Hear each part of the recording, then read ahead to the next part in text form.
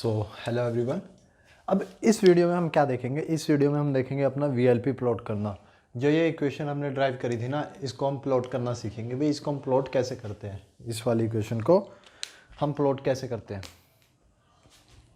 ठीक है, इसमें क्या था मेरा? Pressure drop del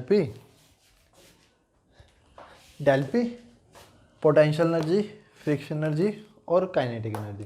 kinetic energy मेरी बेसिकली किस पे डिपेंड करती थी? वी वेलोसिटी पे। अगर मेरी वेलोसिटी चेंज हो रही है, इसमें क्या del Z del V square. अगर मेरी वेलोसिटी चेंज हो रही है तो मैं क्या रखूँगा? काइनेटिक एनर्जी रखूँगा। Velocity in the sense flow rate upon area. Flow rate मेरा, अब देखो यहाँ पे मेरा पी डब्ल्यू एफ है और ऊपर क्या है मेरा? ऊपर वाले प्रेशर को मैं बोलूँगा P tubing head pressure.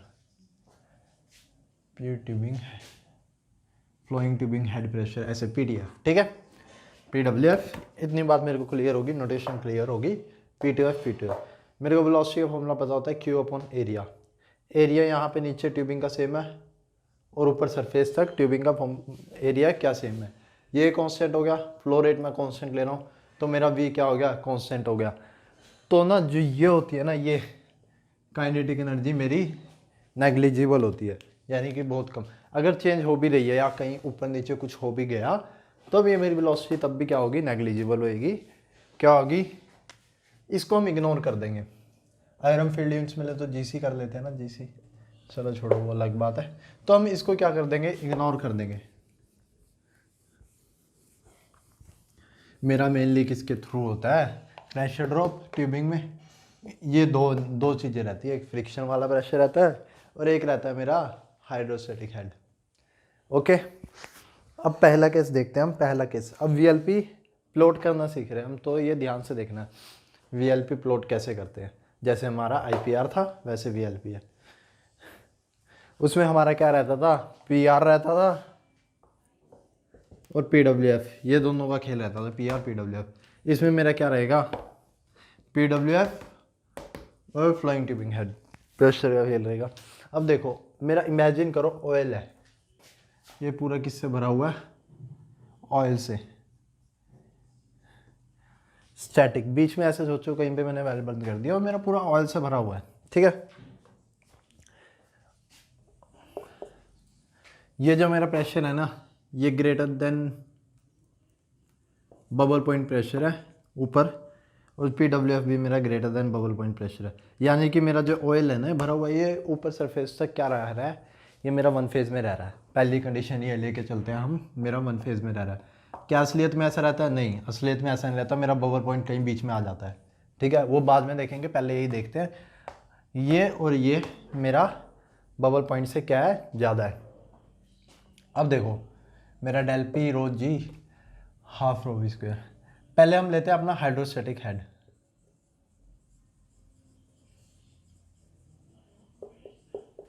Clear करके चलना सब कुछ, ठीक है।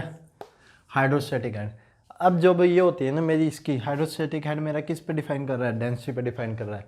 मैं कहाँ देख रहा हूँ? यहाँ पे देख रहा हूँ और यहाँ पे देख रहा हूँ। मैं किसका देख रहा हूँ? Del P. अगर डेल पी को आप लिखोगे ना, ये फॉर्मूला लिखता हूँ मैं एक और बार दोबारा से, P W F minus P tubing head, P T H P tubing head, F की जगह हेड ही ले लो, ट्यूबिंग हेड प्रेशर। ठीक है, rho G del Z plus 2f rho L B square by D. Clear? तो मेरा P W F जो हो जाएगा, पी ट्यूबिंग हेड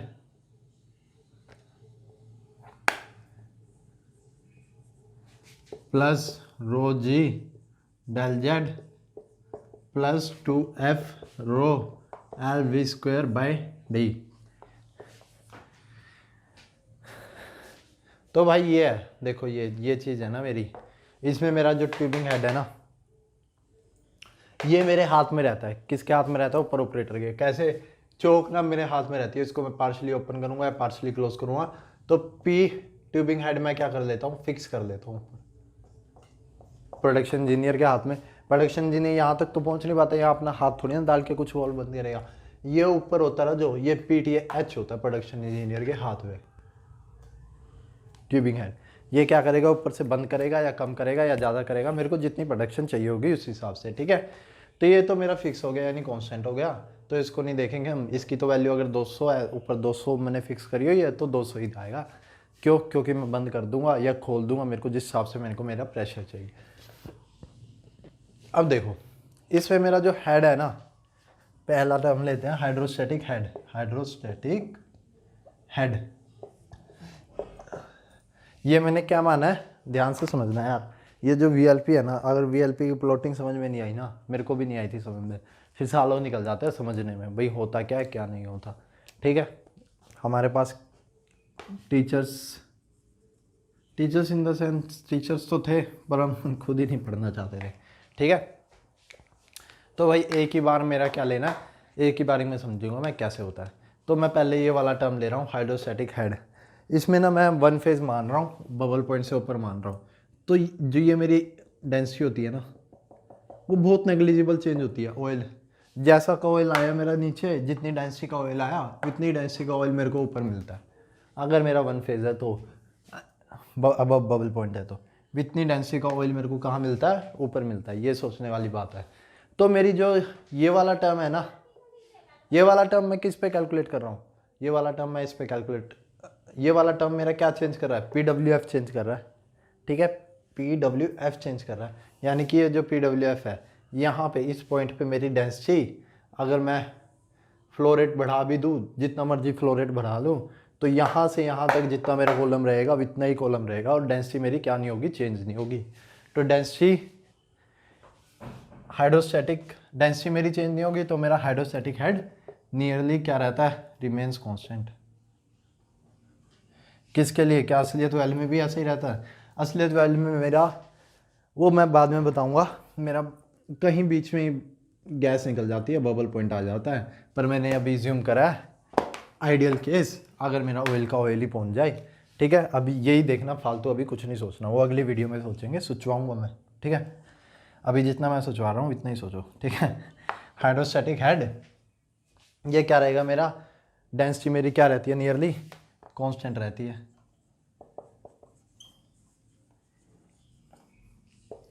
डेंसिटी मेरी कांस्टेंट रहती है, तो क्या मेरा हाइड्रोस्टैटिक हेड भी मेरा क्या रहेगा, कांस्टेंट रहेगा, कांस्टेंट। बस यही बात समझने की थी कि मेरा जो ये वाला चीज़ है ना, ये वाली चीज़ कांस्टेंट रहती है। अब ये जो मेरा डेल जेड है ना, डेल जेड हो गया मेरा एच यानी हाइट, हाइड्रोस, तो डेंसिटी मेरी क्या रहती है, कांस्टेंट रहती है। पर जो मेरा फ्रिक्शन होता है कैसे कांस्टेंट, अगर मैंने वेल चालू किया ना, फ्लो रेट बढ़ाना शुरू करा, पहले तो कांस्टेंट रहेगी, जब मेरा स्टैटिक है तब तो मेरी कांस्टेंट रहेगी। पर अगर मैंने फ्लो रेट बढ़ाना शुरू करा ना, तब भी मेरी डेंसिटी इस पॉइंट पे PWF पे कांस्टेंट ही रहती है, इतना ही फोर्स लग रहा होता है, हाइड्रोस्टैटिक हेड इतना ही लग रहा होता है। जैसे जैसे मैं फ्लो बढ़ाता चला जाऊँगा, मेरे को ग्राफ भी दिखाना है साथ में, कैसे दिखाऊँ ग्राफ, कहाँ बनाऊँ,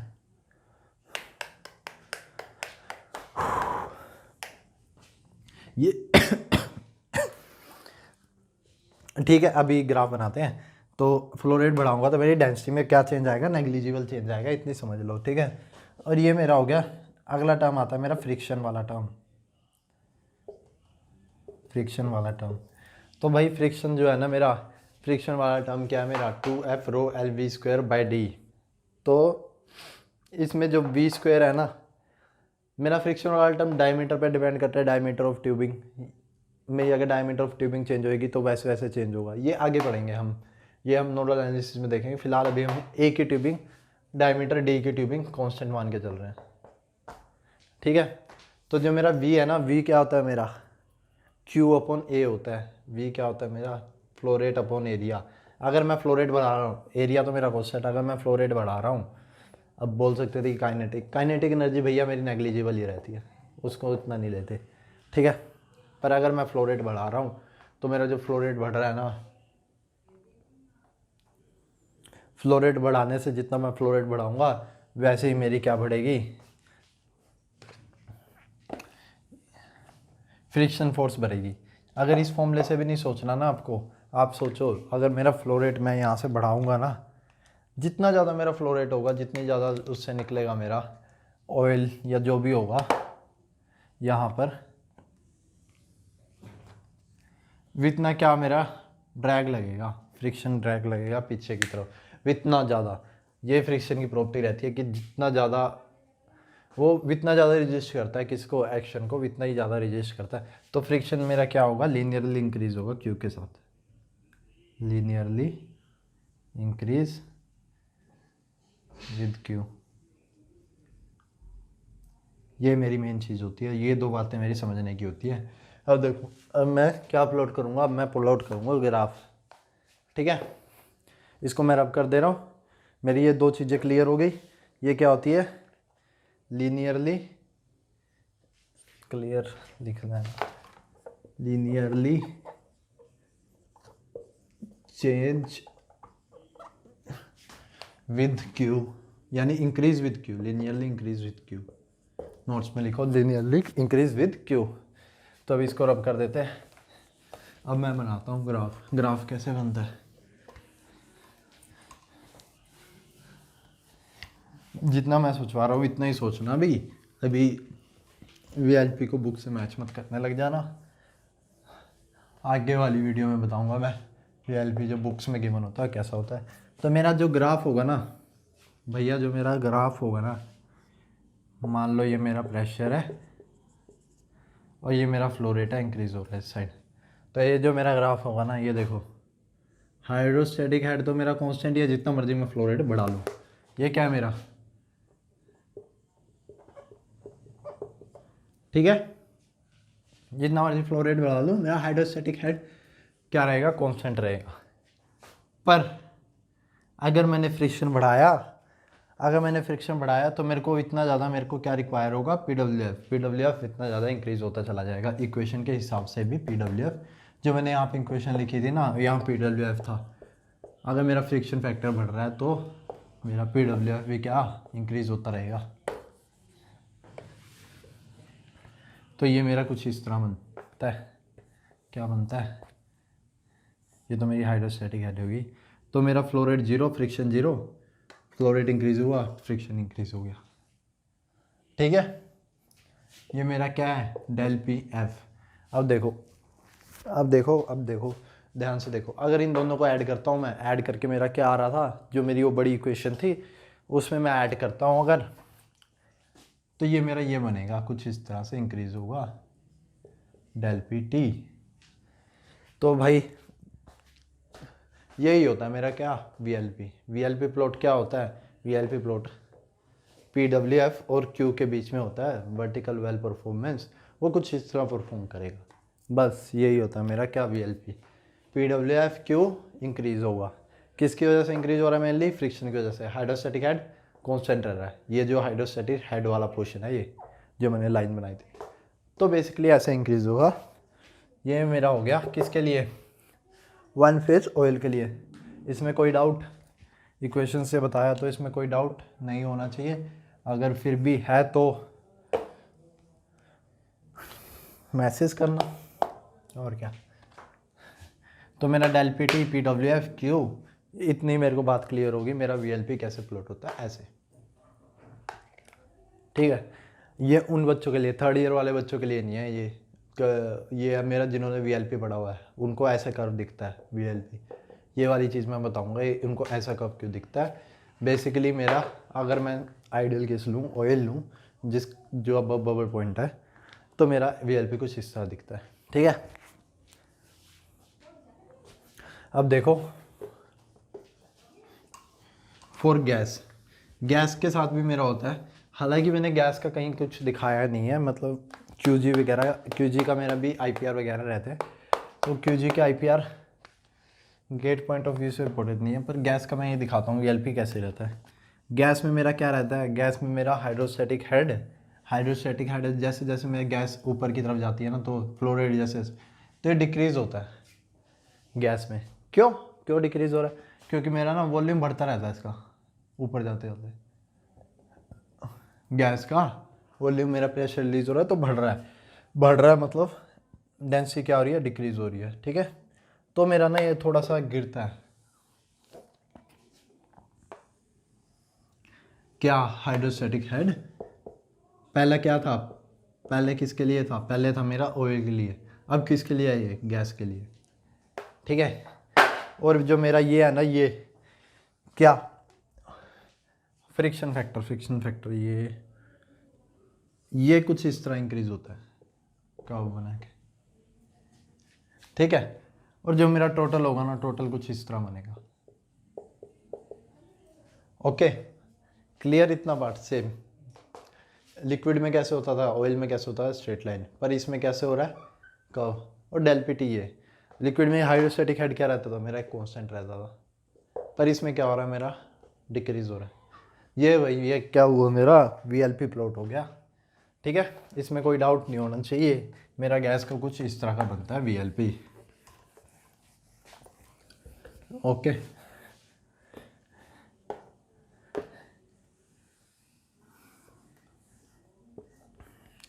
अब देखो मेरा रियल सिनेरियो में क्या होता है।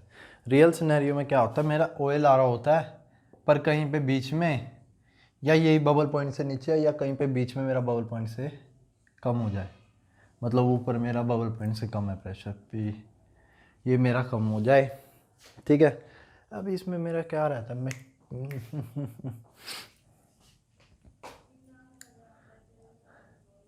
अब देखो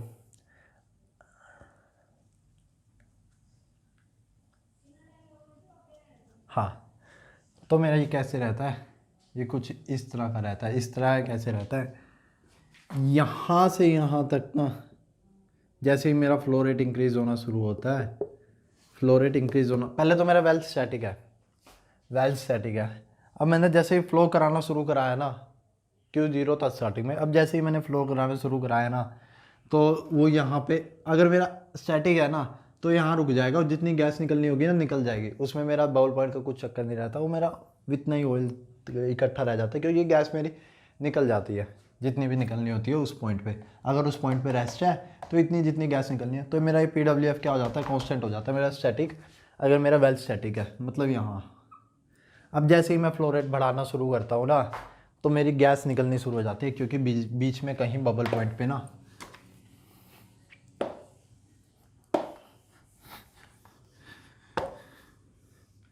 ये मेरा PWF हुआ और ये मेरा कहीं पे बीच में बबल पॉइंट आ गया, तो मेरी यहाँ से बबल्स बनने शुरू हो जाएंगे और फिर मेरे फ्लो रिजाइम बनते हैं, स्लग, चर्न फ्लो, कुछ इस तरह के फ्लो रिजाइम बनते हैं, वो मैं पढ़ाऊँगा।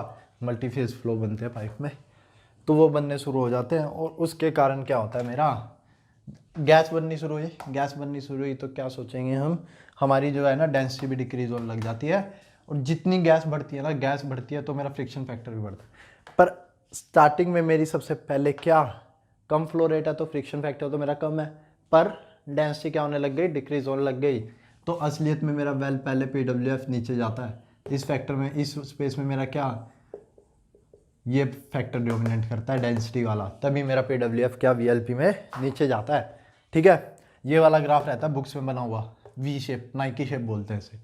ठीक है, इस पॉइंट पे ना, इस पॉइंट पे मेरा क्या फ्रिक्शन फैक्टर डोमिनेट करना शुरू कर देता है, क्योंकि मेरी गैस बननी शुरू हो जाती है ज़्यादा, और जैसे जैसे फ्लो रेट बढ़ाऊंगा गैस बननी शुरू हो जाती है मेरी क्या ज़्यादा, और गैस का मैंने आपको कर्व दिखाया ही है, वो कुछ इस तरह से रहता है, फ्रिक्शन का इंक्रीज में रहता है, गैस का और ऑयल का दोनों का इंक्रीज में रहता है, तो मेरा यहाँ पे मेरा फ्रिक्शन फैक्टर डोमिनेट करने लग जाता है और ये ऊपर की तरफ चढ़ जाता है।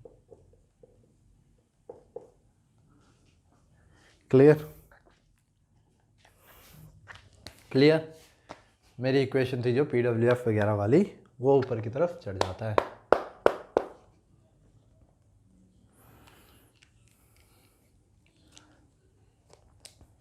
अब क्वेश्चन आता है, ये मेरा VLP है, बेसिकली VLP मेरा यही है, यही मेरा VLP है, ये मेरा कि इधर किस पार्ट पे डिपेंड करता है, 2F rho LV²/d। ठीक है, इसी पे नोडल एनालिसिस वगैरह पढ़ेंगे। तो भाई यहाँ से ना VLP से अब हम नोडल एनालिसिस में कनेक्ट करेंगे, कैसे कनेक्ट करेंगे मैं बताता हूँ। हम करेंगे, देखो अब बात होती है मेरा वेल, एक वेल का मेरा IPR भी मिल गया, रिजर्व डिलीवरेबिलिटी, एक वेल का मेरा क्या बन गया, VLP मिल गया, तो इनको ना मैं क्या करता हूँ, कनेक्ट करता हूँ, मतलब एक दूसरे के ऊपर प्लॉट करता हूँ कुछ इस तरह। जहाँ पे इंटरसेक्ट कर रहे होते हैं ना, वही होता है मेरा नोड या ऑपरेटिंग पॉइंट। यहीं से मेरा क्या रहता है ऑपरेटिंग पॉइंट। यहीं से मेरा वेल फ्लो करता है। वेल मेरा ये फ्लो रेट मेंटेन करेगा। अगर मैंने इसकी डी यानी इस पर्टिकुलर डायमीटर की ट्यूबिंग डाली है, मेरा ये सब कांस्टेंट है, और जो मेरा IPR है ये है, तो मेरा जो ये है ना इस पॉइंट पे फ्लो करेगा Q, और ये PWF मेंटेन होगा मेरा। ठीक है, कुछ इस तरह रहता है मेरा। इसको मैं बोलता हूँ ऑपरेटिंग पॉइंट।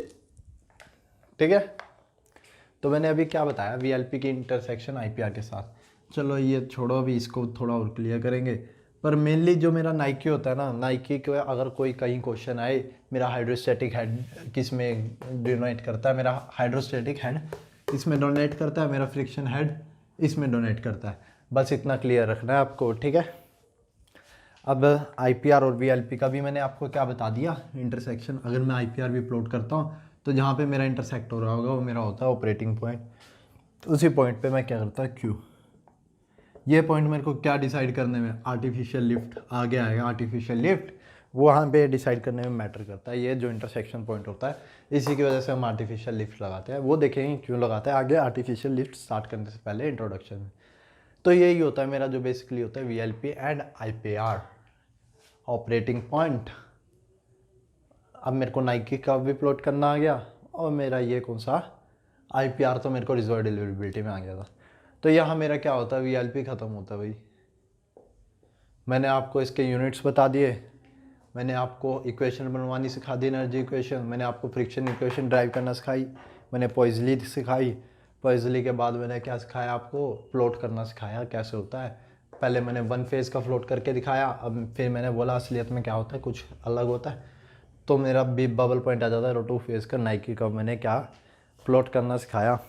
नाइकी का क्यों आता है हाइड्रोस्टैटिक। स्टार्टिंग में जब मैं फ्लो रेट करना शुरू करता हूँ तो मेरा हाइड्रोस्टैटिक हेड डोमिनेट करता है, क्योंकि मेरा बीच में बबल पॉइंट आता है और गैस बनती है।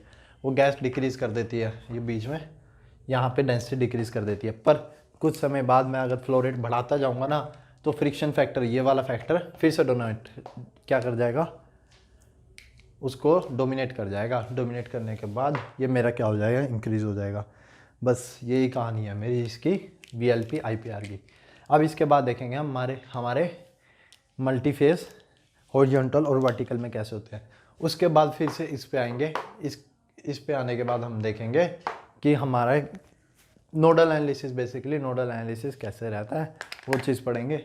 अभी इसके बाद हम पढ़ते हैं क्या, मेरे मल्टीफेज फ्लो में हॉरिजॉन्टल और वर्टिकल में कैसे रहते हैं।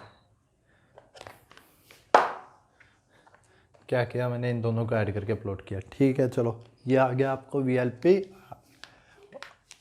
VLP आपको क्लियर हो गया। ओके, चलो ये मैं मान के चल रहा हूँ। Thank you.